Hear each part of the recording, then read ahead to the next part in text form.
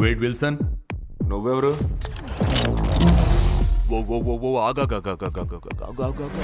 అంటే ఇప్పుడు దీన్ని చూసి వణిగిపోవాలంటరా? ఒంగోడు నాకు కొత్త ఏం కాదు, మీకు తెలుసు కదా. కానీ డిస్నీ ఒప్పుకోదుగా. మిస్టర్ విల్సన్, నువ్వు స్పృహలో లేనప్పుడు నీ ప్యాంటుని పాయిఖాన చేసుకున్నావు. నా ప్యాంటు నా ఇష్టం. అసలు ఎవరా నువ్వు? అయినా నేను ఇక్కడెందుకున్నాను? రా చెప్తాను. వెయిట్, నువ్వు చాలా స్పెషల్. హీరోలందరూ నిన్ను చూసి వీడి కదరా హీరో అంటే అనే టైం వచ్చింది.